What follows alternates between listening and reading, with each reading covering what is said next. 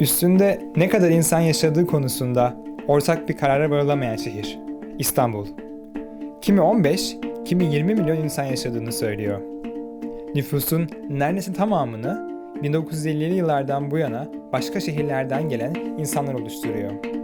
Her sene ortalama 400 bin insan bu şehire gelmeye devam ediyor. Memleket sorulduğu zaman ise İstanbul diyenlere ufak bir tebessümle soru tekrar soruluyor.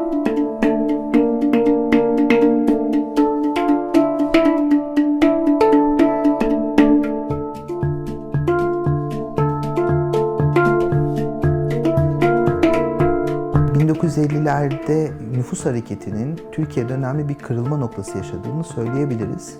Özellikle tek merkezli büyüme modeli çerçevesinde İstanbul'da sanayi yatırımlarının ön plana çıktığını görüyoruz. Ve böyle olunca da tüm Türkiye'den nüfusun İstanbul'a hareket ettiğini söyleyebiliriz.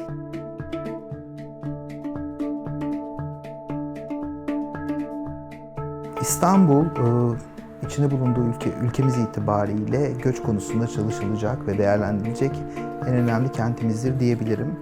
İstanbul'a kimler göç ediyor sorusunu yanıtlamak gerekirse tüm Türkiye'nin tümünden belli ölçüde nüfus aldığını söyleyebilirim. Özellikle tek merkezli büyümeye maruz kalan ülkemizde özellikle sanayi ve hizmet sektöründe çalışmak üzere genç ve faal nüfusun önemli bir nüfus akışına maruz kaldığını söyleyebiliriz.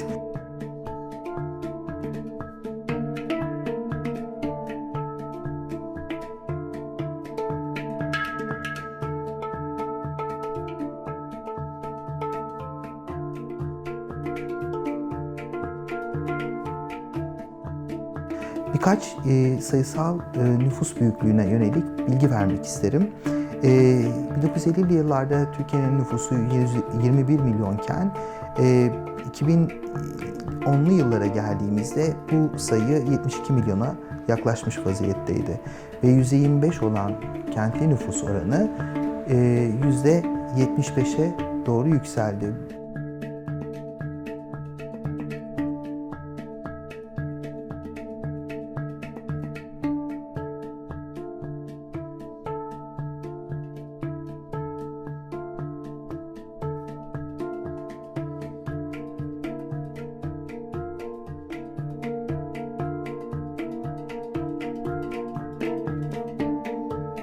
İstanbul'a göçte insanları şehirlerinden iten ve sonrasında da İstanbul'a çeken sebepler neler oluyor sorusuna verilecek yanıtta da iş gücü dışında eğitim, sağlık hizmetlerinin önemli bir cazibe yarattığını söyleyebiliriz.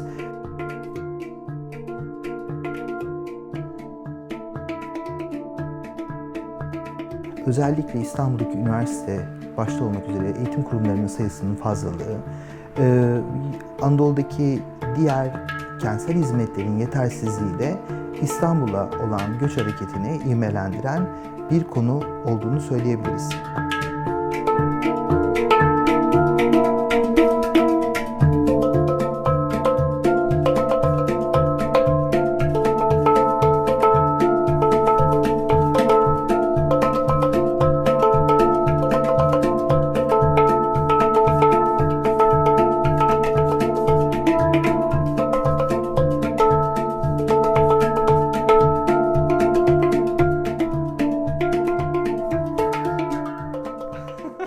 Ben deyim abi ikimiz prodükolog yapıyoruz diyor. Siz yok ya.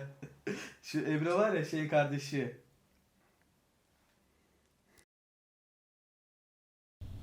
Ben Mert, 95 doğumluyum. Zonguldak Kilim'de yaşıyordum. Yaklaşık 18 sene orada yaşadım, büyüdüm. Daha sonra üniversite sınavlarına girdim. Sonuçlarımız açıklandı işte. Nereyi yazacağız, ne edeceğiz, ne olur, nereye gidersek bizim için daha iyi olur falan diye. Yani İstanbul'da ablam vardı. Birçok tercihimi İstanbul'dan yana kullandım. İstanbul'da tanıdığım, akrabam olan, benim sevdiğim mesleği yapan insanlar da vardı.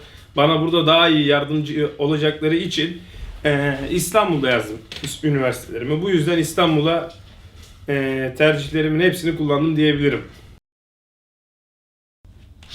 Tamam, bekle. Çok güzel. Tamam be. Bakayım. Tamam şey konuşsun.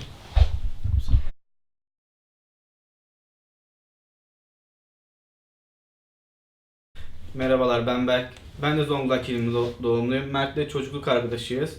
Onlar baktım Mert İstanbul'da üniversite kazandı, dedim ben Kilim'de ne yapacağım tek başıma dedim. Ben de çantamı aldığım gibi İstanbul'a geldim, iş buldum, çalıştım. Son 5 yılım böyle geçti, iş bulup çalışmakla geçti. Ne zaman geldin İstanbul'a sen? Ben 2014'te gelmiştim. Aynen, benden bir sene sonra Aynen, da sen senden geldin. bir Bayağı sene da sonra. arkadaşlarımız var burada yani. Ya. Çocukluk arkadaşlar hep beraberiz. Bizim Evet. dışımızda birkaç tane daha. Hepimiz bir anda böyle topluca İstanbul'a geldik, dedim buna ben de katılayım. İlk İstanbul'a geldim tabii, ne yapacağız bu şehirde, nasıl gideceğiz? Bizim çünkü kendi memleketimizde 20-25 dakikalık yolu uzunluyoruz. Metrobüse bir biniyorsun her gün. Kalabalık iç içe, lan nereye geldik bize olduk yani. Tabii alışıyorsun ya İstanbul'a geldikçe, gördükçe. Üniversitemiz de bitti. Her insan gibi tabii biz de düştük işimizin peşine. Ne yapacağız, ne edeceğiz? İnsanlar diyor memlekete mi gideceksin, orada mı kalacaksın falanlar, fişmanlar. Biz tabii memlekete dönersek bizim semt biraz tehlikeli bir yer. Oraya gidersek ya alkolik olursun ya serserinin teki olursun. Böyle bir fikrimiz yoktu. Ailemizin de hepsi buradaydı zaten. Hiç memlekete gitmeyi düşünmedim. Burada iş aramaya başladık. İstanbul'da hani iş bulmak kolay ama işin şartları zor oluyor genellikle. İşi bulduk. Hayatımızı şu an burada bir şekilde yönetiyoruz. Güzel, her şey güzel gidiyor. Arkadaşlarımız burada, ailemiz burada. Yani memleket hasreti çeksek de yine de burada kendi çapımızda eğleniyoruz. Zonguldak'ta pek iş imkanı yok. İki iş imkanı var. Bir maden ocakları ya da termik elektrik santrali. İkisi de çok riskli. Zaten bunda yerin altı girersen ölüm kesin zaten. Biliyorsunuz bu maden göçükleri oluyor. Ondan sonra elektrik santrali de bu nükleer radyasyon falan, kanser. O yüzden ben de ikisini de istemedim. O yüzden İstanbul'a geldim biraz daha.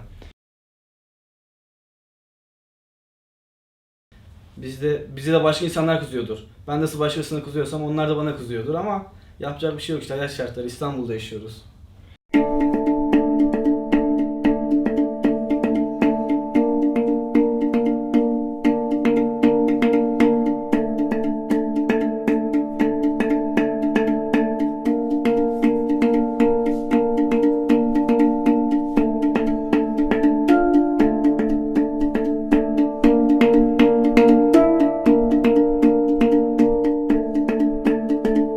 ...2005-2015 arasındaki 10 yıllık süreç büyük bir imar faaliyetidir ve şu ana kadar değil İstanbul'un, dünyanın çok az yerinde rastlanan yoğunlukta bir imar faaliyetidir.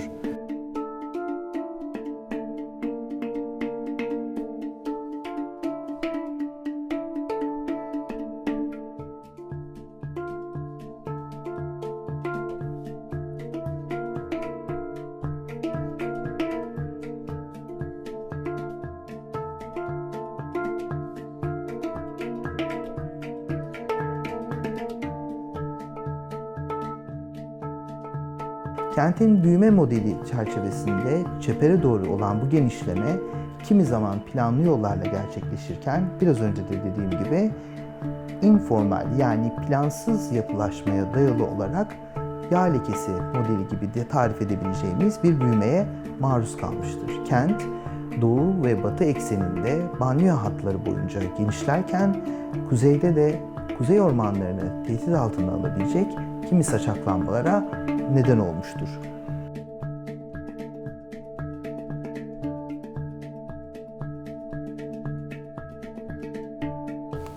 İstanbul metropoliten alanındaki kanunsuz kentleşme süreci 1950'lerde başlar. 1960'larda artar, 1970'lerde politize olur. 1970'lerde kentlerin dış çeperlerinde bulunan bu kanunsuz yerleşim alanları hızlı bir politizasyon süreci yaşamıştır.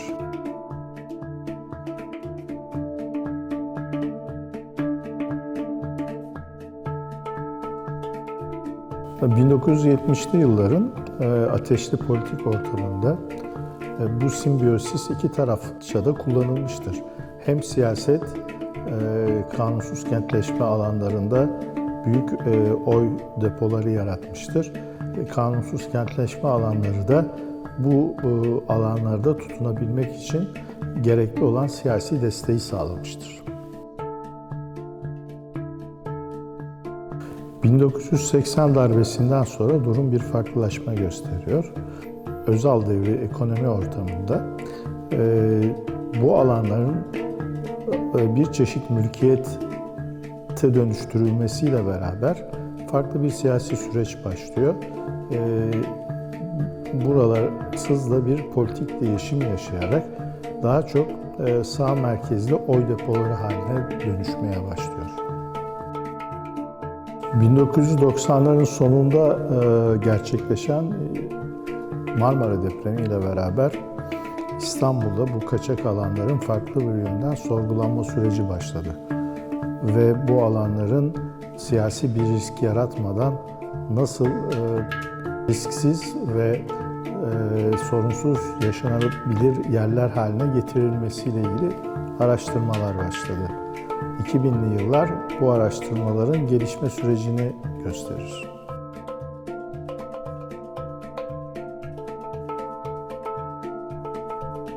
Kent merkezinde arazi değerlerinin daha yüksek, kentsel yatırımların ve harcamaların daha fazla olduğu ilçelerimizin bulunduğunu görürken, doğu-batı aksına doğru giderken ve kent merkezinden uzaklaştıkça gelişmişlik farklarının ve arazi değerlerinin düşüş eğiliminde olduğunu görüyoruz. 2000'li yıllarla beraber kent çeperindeki bu kanunsuz yapılaşmış alanların dışında bu sefer kanunsuz olmayan fakat farklı bir yapılaşma süreciyle başlıyoruz. Bu süreç genellikle daha önce yerleşime uygun görülmeyerek imar planlarında farklı kullanımlara ayrılmış sıkıntılı arazilerin imara açılma sürecidir. Burada 2000'li yıllarda yeni bir şehirleşme anlayışının geliştirilmeye çalışıldığını görüyoruz.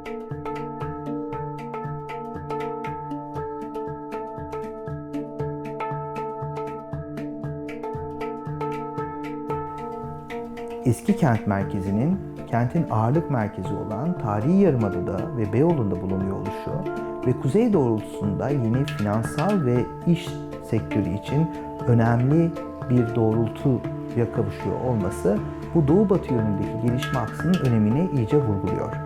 İstanbul'un da banliyölerinin doğu-batı aksında her iki yakada geliştiğini görüyoruz. Bu açıdan bakıldığında ve bu banliyöleri birbirine bağlayan önemli ulaşım bağlantıları var.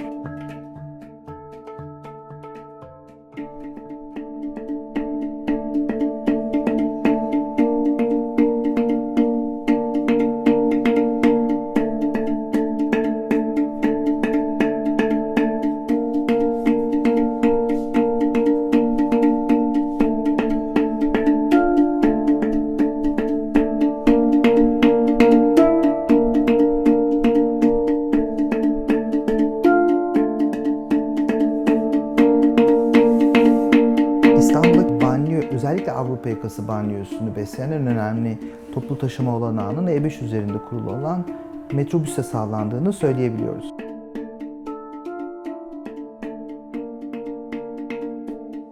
Metrobüs, Beylikdüzü'nden Söğütlüçeşme'ye özellikle Avrupa yakasındaki işe gidiş geliş hareketini besleyen en önemli toplu taşıma aleti oluyor.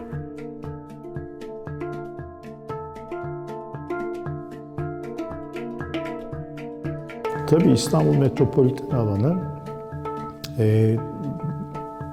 doğu-batı yönünde lineer olarak gelişmiş aşağı yukarı 120 kilometrelik bir metropoliten alandır. Metrobüs sistemi bu yatay gelişmenin ulaşım ihtiyacına bir miktar karşılamıştır. Metrobüs projesini teknik açıdan incelemeye başlarsak yapılan ulaşım hesapları aslında o aksta oluşabilecek talebi karşılamaktan çok uzak olduğunu gösteriyor. Bunu çeşitli zamanlarda bu işin eğitimini almış profesyoneller basın yayın organlarında dile getirdiler. Tabii metrobüs projesi 2007 seçimlerine yetiştirilmeye çalışılan aslında siyasi bir projeydi. Bugün metrobüs sistemiyle ilgili yaşanan sorunlar aslında o zaman ortaya çıkması beklenen sorunlardı.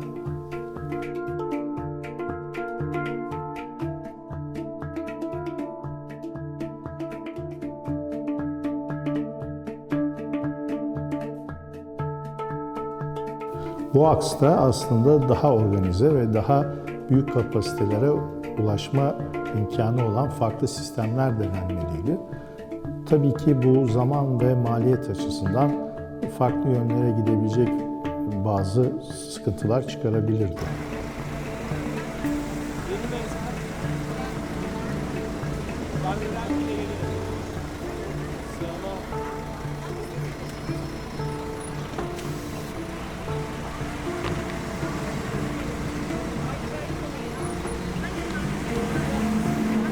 Metrobüsün en büyük farkı bir kere trafiğe girmemesi. Bu gerçekten iyi bir şey. Trafiğe girmediği için sürekli akıyor. Aktığı için de tabii güzel. Yol izliyoruz en azından. Trafiğe girdiğimiz dur kalk, dur kalk.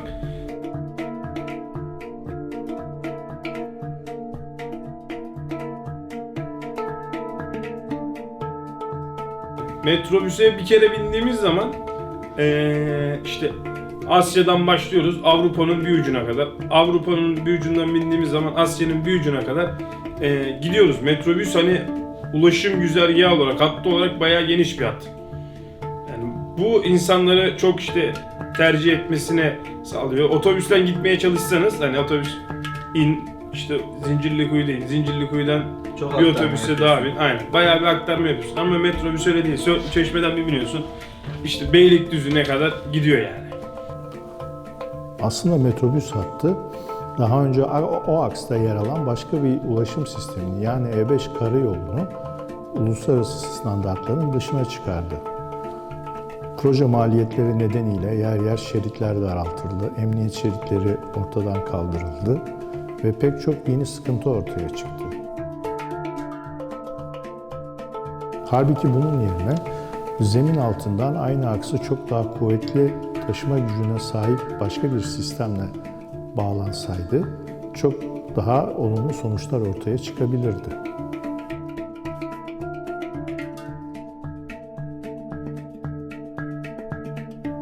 Eninde sonunda metrobüs aksına daha modern, taşıma kapasitesi çok daha yüksek, tabii maliyeti de çok daha yüksek yeni bir proje uygulanmak zorunda kalacaktır.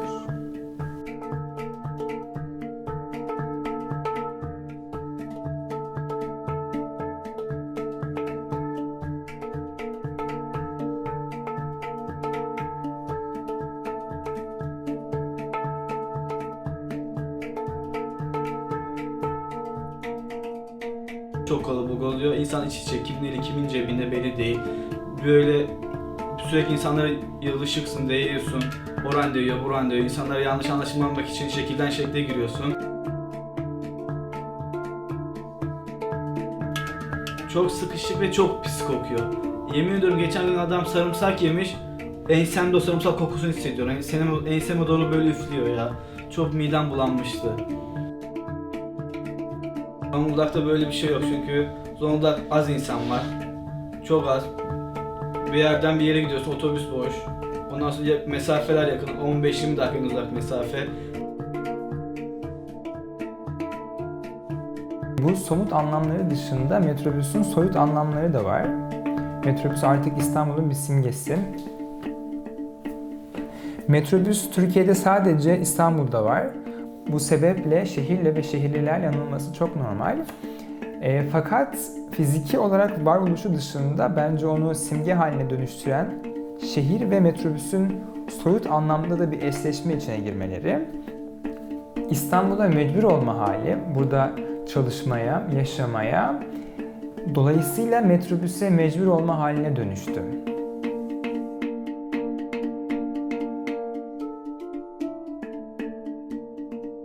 İstanbul'da yaşamanın zorluklarının bir bakıma onda biçim bulduğunu görüyoruz. Yani o İstanbul'un çok net bir ifadesi oldu aslında. Metrobüse bu somut anlamı dışında soyut anlamının da eklenmesiyle şehir ve metrobüs arasında bir bağ oluştu ve bu bağla birlikte o metrobüs artık İstanbul'un bir simgesi haline dönüştü.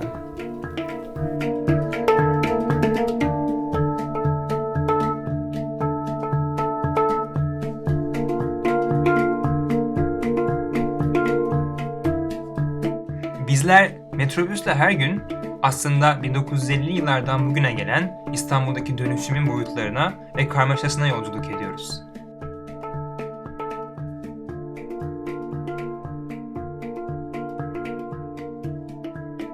Metrobüs, şehrin ne kadar genişlediğini, ne kadar kalabalıklaştığını görmenizi sağlayan en temel ulaşım aracı oldu. Onun yarı kapanır, yarı kapanmaz kapıları ardından hem eski hem yükselen yeni İstanbul'u görüyoruz.